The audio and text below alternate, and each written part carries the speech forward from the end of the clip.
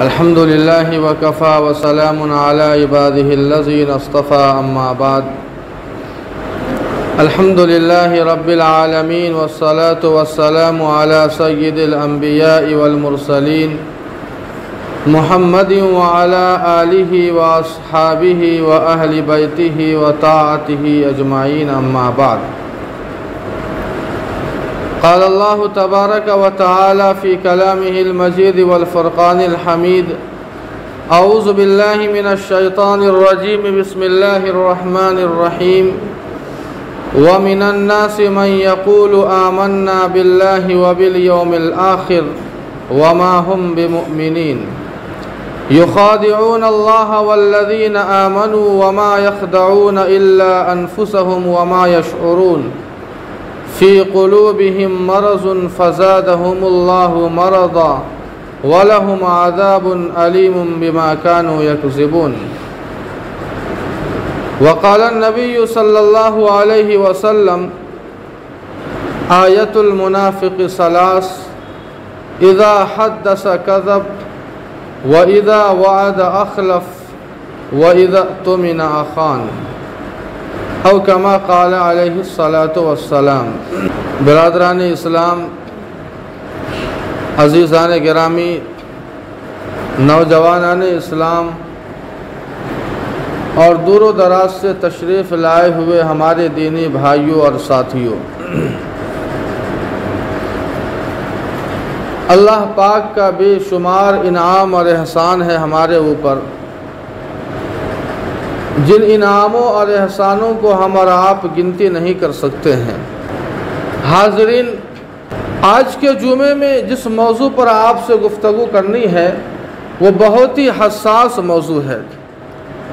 उमूमन इंसान बुराई को बुराई नहीं समझता है। आज के ज़माने में हमारी ये ईमान की ये कमज़ोरी है कि हम और आप बुराई को बुराई भी नहीं समझते हैं। अक्सर दफ़ा ऐसा होता है कि एक इंसान जो बुरा काम कर रहा है लेकिन उसे दीन का हिस्सा समझ कर रहा है। एक वो इंसान जो अपने आप को अच्छा समझ रहा है लेकिन दर हकीकत दीन की नज़र में, शरीयत की नज़र में, इस्लाम की नज़र में वाक़ियतन वो मोमिन नहीं होता है। अब हमें इस बात की फ़िक्र करनी होगी कि आखिर हम और आप खालिस मोमिन है भी या नहीं। अगर वाक़ियतन हमारा दावा है कि हम ईमान वाले हैं तो हम इस दावे में कितने सच्चे हैं। कहीं ऐसा तो नहीं है कि हम इस दावे में नाकाम हैं। सिर्फ दावा से काम तो नहीं चलेगा। अगर हम और आप ये दावा कर लें कि हम खालिस मोमिन हैं, पक्के मुसलमान हैं, तो सिर्फ दावा करने से हमारा बेड़ा पार नहीं होगा, बल्कि हमें अपनी ज़िंदगी को झांकना होगा कि आखिर वाक़ियतन हम मोमिन है भी या नहीं, या कहीं ऐसा तो नहीं है कि मिलावट वाला ईमान हमारे पास है। इस्लाम को सबसे ज़्यादा अगर नुकसान पहुंचा है शुरू से तो वो मुनाफिकों से पहुंचा है, वो निफाक से पहुंचा है। उमूमन इंसान इस चीज़ से गाफिल होता है। हम और आप ये दावा करते हैं कि हम सच्चे और पक्के मोमिन हैं, लेकिन दर हकीकत हमारे अंदर निफाक जगह ले लेता है जो हमारे ईमान को, हमारे दीन और मज़हब और शरीयत को खोखला कर देता है। हाज़रीन, अल्लाह पाक ने जब कुरान पाक का आगाज़ किया तो सबसे पहले अल्लाह ताला ने अपने खालिस और मुत्तकी बंदों का तज़किरा फरमाया। सबसे पहले अल्लाह ताला ने अपने करीबी बंदों का तज़किरा फरमाया जो मुत्तकी, जो परहेज़गार होते हैं, और उनकी अलामात भी अल्लाह ताला ने बयान फरमाई है कि जो अल्लाह और उसके रसूल पर ईमान लाए, आखिरत के दिन पर ईमान लाए, नमाज कायम करे, ज़कात अदा करे, हज करे, ये सारी अलामतें एक मोमिन, पक्के और सच्चे मोमिन और मुत्तकी बंदे की अलामत अल्लाह ताला ने बयान फरमाई। और इनका अंजाम क्या है अल्लाह ने उसका भी तज़किरा फरमाया है। एक दूसरे गिरोह का अल्लाह ने तज़किरा फरमाया, काफिरीन का गिरोह है जिन्हें न अल्लाह और उसके रसूल से मतलब है, न दीन से कोई मतलब है। वो दुनिया को सारी कायनात समझते हैं कि हमें जो कुछ मिलना लेना देना है सारा कुछ दुनिया में है, मरने के बाद की ज़िंदगी कुछ नहीं है। लेकिन एक खालिस मोमिन, एक मोमिन और मुसलमान की अलामत ये है कि वो इस बात पर यकीन रखता है कि मरने के बाद की असल ज़िंदगी हमें आनी है, जो हमेशा हमेश की ज़िंदगी है। अल्लाह ताला ने इन दोनों गिरोह के बाद एक तीसरे गिरोह का तज़किरा फरमाया है, जिसके मुताल्लिक आपसे बात करनी है। वो मुनाफिकीन का तज़किरा है, वो मुनाफिकीन की जमात है। शुरू से इस्लाम को सबसे ज़्यादा अगर किसी ने नुकसान पहुँचाया मुसलमानों की सफ़ में रहकर, तो वो मुनाफिकीन की जमात ने नुकसान पहुँचाया है। इस्लाम की जड़ों को सबसे ज़्यादा अगर किसी ने खोखला किया है तो यही वो मुनाफिकीन की जमात है, जो हमेशा अपने आप को मुसलमान ज़ाहिर करके मुसलमानों के दीन और दुनिया में नुकसान डालने की कोशिश किया करते थे। अल्लाह ताला ने उनके बारे में तज़किरा फरमाया, व मिनन्नासि मन यक़ूलु आमन्ना बिल्लाह। अल्लाह फरमाते हैं क्या मुसलमानों, तुम में कुछ लोग ऐसे भी हैं जो अपने आप को ये कहते हैं कि हम अल्लाह और उसके रसूल पर ईमान लाते हैं, वमा हुम बिमुमिनीन, लेकिन याद रखो वो मोमिन नहीं है। वो अपने आप को मुसलमान कहते हैं, अपने आप को मोमिन कहते हैं, लेकिन हकीकत बात यह है कि वो मोमिन नहीं है। उनके दिल के अंदर ईमान नहीं है, उनके दिल के अंदर अल्लाह और उसके रसूल के लिए जगह नहीं है। अगर है तो सिर्फ मुंह तक है, ज़ाहिर में है, अंदर कुछ है और बाहर कुछ है। अल्लाह फरमाते हैं, व मिनन्नासि मन यक़ूलु आमन्ना बिल्लाह व बिल यौमिल आखिर व मा हुम बिमुमिनीन युखादिऊन अल्लाह। ये अल्लाह और उसके रसूल को धोखा देते हैं। ये मुनाफिकीन ये अल्लाह और उसके रसूल को धोखा देते हैं।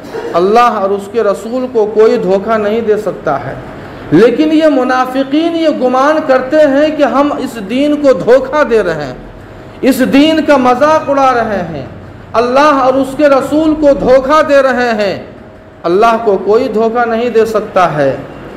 जब हम इंसान है, एक अक्लमंद इंसान ये अपने आप को सोचता है कि मुझे कोई धोखा नहीं दे सकता है, एक अक्लमंद इंसान को कोई धोखा नहीं दे सकता है। अल्लाह जिसने पूरी कायनात को पैदा किया है, क्या उसकी कोई मखलूक अल्लाह को धोखा दे सकती है? लेकिन एक मुनाफिक ये गुमान करता है, ये सोचता है कि हम अल्लाह और उसके रसूल को धोखा दे रहे हैं। अल्लाह फरमाते हैं ऐसे लोगों के बारे में कि यह लोग अल्लाह और उसके रसूल को क्या धोखा देंगे, ये तो अपने आप को धोखा दे रहे हैं। ये अल्लाह और उसके रसूल से दूर करके अपने आप को धोखा दे रहे हैं, इसलिए कि ये ईमान से दूर है, ये अल्लाह और उसके रसूल से दूर है, नमाज़ों से दूर है, सारे आमाल से दूर है। तो नुकसान तो इन्हीं का हो रहा है, धोखा तो ये अपने आप को दे रहे हैं, ये अपनी ज़िंदगी और अपनी आक़िबत ये ख़राब कर रहे हैं। अल्लाह के नबी सल्लल्लाहु अलैहि वसल्लम ने मुसलमानों को फरमाया कि देखो मुनाफिकीन की अलामत याद रखो। अल्लाह के नबी ने मुनाफिकीन की अलामतें बयान फरमाई है, पहचान और निशानी अल्लाह के नबी ने बयान फरमाई और इरशाद फरमाया कि जिसके अंदर ये चीज़ें पाई जाएगी समझ लो कि वो मुनाफिक है। लिहाजा हमें मुनाफिक से बच कर रहना है, इसलिए कि वो दीन और दुनिया दोनों को बर्बाद करता है। वो तुम्हारा दीन भी बर्बाद करेगा, तुम्हारी दुनिया भी बर्बाद करेगा, तुम्हारी हर चीज़ को तबाह कर देगा। इसलिए तुम्हें मुनाफिक से बचना है। मुनाफिक की अलामत क्या है? अल्लाह के नबी सल्लल्लाहु अलैहि वसल्लम फरमाते हैं मुनाफिक की 3 अलामतें बयान फरमाई है। सबसे पहली अलामत अल्लाह के नबी फरमाते हैं इज़ा हद्दस कज़बा, बात बात में झूठ बोलेगा। जब भी बात करेगा तो हर बात में वो झूठ बोलेगा। मालूम ये हुआ कि झूठ बोलना ये मुनाफिक की अलामत है, मोमिनों की पहचान नहीं है। लेकिन अफसोस खुद अपने आप पर होता है। हाज़रीन, अफसोस इस बात का होता है कि आज के ज़माने में अगर एक मुसलमान की कोई अलामत है तो वो झूठ बोलना अलामत बन चुका है, गोया एक शेवा बन चुका है। और अफसोस इससे बढ़कर ये है कि हम और आप झूठ जो हराम है, जो गलत है, हम इसे हराम भी नहीं समझते हैं। हम झूठ बोलने को फैशन समझते हैं, अच्छा काम समझते हैं और ये समझते हैं कि हमने सामने वाले से झूठ बोलकर बेवकूफ़ बना दिया। सुबह से शाम तक हम झूठ की खेतियां करते हैं, चाहे हम दुकान पर हो, मकान पर हो, सफ़र में हो, हज़र में हो, चाहे खुशी का मौका हो या गम का मौका हो या जो भी लम्हा हो। आज एक मुसलमान का शेवा अगर है तो वो झूठ बोलना है, एक शेवा बन चुका है। आज हम और आप झूठ को बुरा भी नहीं समझते हैं। अफसोस तो ये बात है कि एक गलत और गुनाह काम को हम गुनाह भी नहीं समझते हैं, बल्कि उसे अच्छा समझते हैं। जबकि अल्लाह के नबी फरमाते हैं कि इज़ा कज़बल अब्दुल मुमिन अब अदानुहुल मलाइका इलल मील, कि जब एक मोमिन बंदा झूठ बोलता है तो उस झूठ के अंदर गैर महसूस तरीक़े पर ऐसी बदबू निकलती है कि उस बदबू की वजह से हमारे वो फरिश्ते जो रहमत के फरिश्ते, जिन फरिश्तों को अल्लाह ताला ने हमारी हिफाजत के लिए मुकर्रर किया है, वो रहमत के फरिश्ते 1 मील उस बदबू की वजह से भाग जाते हैं। इतनी बदबू होती है। अल्लाह के नबी फरमाते हैं कि एक मोमिन बंदा हर गुनाह का काम कर सकता है, हर गुनाह का काम कर सकता है, नमाज छोड़ सकता है, ज़कात नहीं दे, हज फ़र्ज़ है, हज नहीं करे, लेकिन एक मोमिन झूठ बोले ये हो नहीं सकता है। अल्लाह के नबी सल्लल्लाहु अलैहि वसल्लम ने हमें झूठ से बचने की ताकीद फरमाई है। अल्लाह के नबी को सबसे ज़्यादा अगर किसी से नफ़रत थी तो वो झूठ बोलने से नफ़रत थी। हमारा दोस्त, हमारा यार, हमारा रिश्तेदार या कोई अल्लाह का बंदा हमारे दरवाज़े पर खड़े हैं, अफसोस तो इस बात पर कि झूठ तो हम बोलते ही हैं, लेकिन हम और आप अपने बच्चों को भी झूठ बोलना सिखाते हैं। हम और आप अपने बच्चों को भी झूठ बोलना सिखाते हैं। अगर कोई अल्लाह का बंदा, कोई अल्लाह का मेहमान दरवाज़े पर आवाज़ लगाए तो हम और आप अपने बच्चों को ये बोल कर भेज देते हैं कि जाओ बेटा ये बोल देना कि अब्बा नहीं है, जबकि अब्बा घर में मौजूद है, अब्बा घर में मौजूद है। कोई दोस्त, कोई यार, कोई रिश्तेदार, कोई अल्लाह का बंदा, कोई भटका हुआ, कोई आया हुआ है, लेकिन हम तो झूठ में मुलव्विस है ही, लेकिन हम और आप अपने बच्चों को भी झूठ बोलना सिखाते हैं। हमें और आपको इस बात को समझना होगा और इससे परहेज़ करना होगा। और आजकल इंसान को झूठ बोलना इतना आसान हो चुका है। ये मोबाइल, ये झूठ का आला, अल्लाह हम सब की हिफाजत फरमाए। अल्लाह के नबी फरमाते हैं कि मुनाफिक की ये पहली अलामत है कि बात बात में वो झूठ बोलेगा। और दूसरी अलामत अल्लाह के नबी सल्लल्लाहु अलैहि वसल्लम इरशाद फरमाते हैं, इज़ा वाद अखलफ, जब भी वो वादा करेगा तो वादे को पूरा नहीं करेगा बल्कि वादा खिलाफी करेगा। ये मुनाफिक की अलामत है कि वादा तो करेगा लेकिन वादे को कभी पूरा नहीं करेगा, वादा खिलाफी करेगा। अगर आपस में कोई मुआहदा हो जाए, कोई वादा वईद हो जाए, तो कभी भी उस वादे को, उस मुआहदे को कभी पूरा नहीं करता है बल्कि वादा खिलाफी करता है। यह मुनाफिक की दूसरी अलामत है।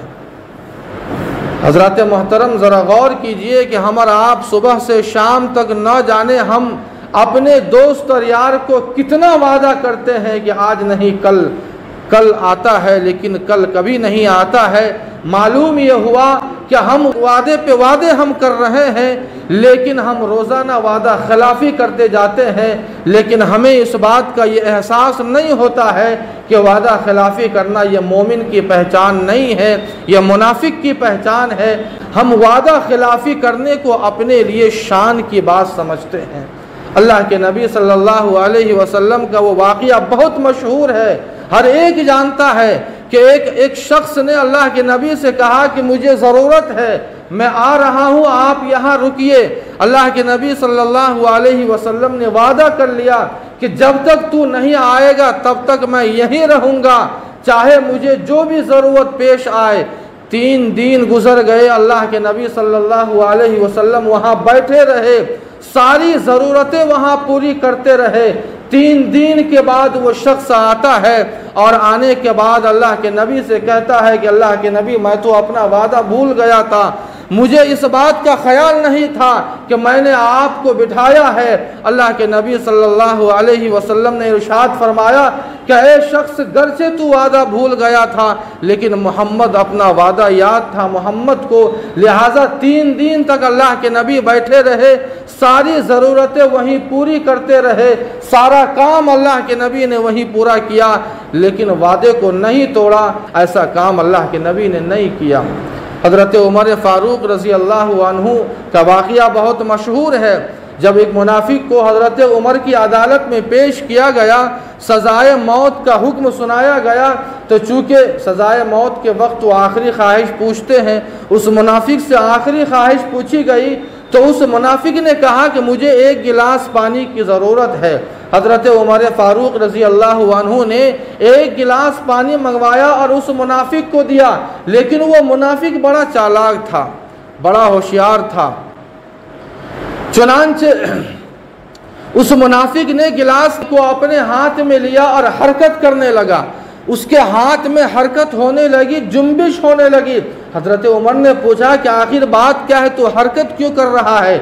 उस मुनाफिक ने कहा कि मुझे डर इस बात का है कि कहीं ऐसा ना हो कि मैं अपनी प्यास को बुझाऊं नहीं, मैं पानी अभी पीऊं नहीं कि उससे पहले आपके जल्लाद मेरी गर्दन पर तलवार चला दे। हज़रत उमर फ़ारूक ने वादा किया कि ए शख्स, जब तेरी यह ख्वाहिश है कि तुझे 1 गिलास पानी पीना है इस ज़िंदगी से जाते जाते, तो याद रख, ये उमर वादा करता है तुमसे कि जब तक तुम्हें ये गिलास का पानी तेरे अंदर नहीं जाता है तब तक मेरी तलवार गर्दन पर नहीं चलेगी। ये वादा था, लेकिन वो बड़ा चालाक था, उसने पानी गिरा दिया। मुनाफिक ने पानी गिरा दिया और उसने शोर करने लगा कि अब मैं आज़ाद हो गया हूँ, अब मुझे सज़ा नहीं होगी। हज़रत उमर फ़ारूक ने कहा कि क्या बात है, आखिर तू चिल्ला क्यों रहा है और तुझे सज़ा क्यों नहीं होगी? उस मुनाफिक ने कहा कि आपने वादा किया था कि जब तक इस गिलास के पानी का एक एक कतरा तेरे अंदर नहीं जाता है तब तक मैं तुझे फांसी नहीं दूंगा। चूँकि पानी अब रहा नहीं, ज़मीन में जज्ब हो चुका है, लिहाजा अब आपके वादे के मुताबिक आप मुझे रिहा कीजिए। हज़रत उमर फ़ारूक रज़ी अल्लाह अन्हु ने अपना वादा पूरा किया और उस मुनाफिक को छोड़ दिया, लेकिन आइंदा यह वार्निंग दे दी कि याद रखना, अगर कभी आइंदा उमर की अदालत में पहुंच गया तो ये चालाकी चलने वाली नहीं होगी। ये दूसरी अलामत है कि वादा खिलाफ़ी करना यह मुनाफिक की दूसरी अलामत है।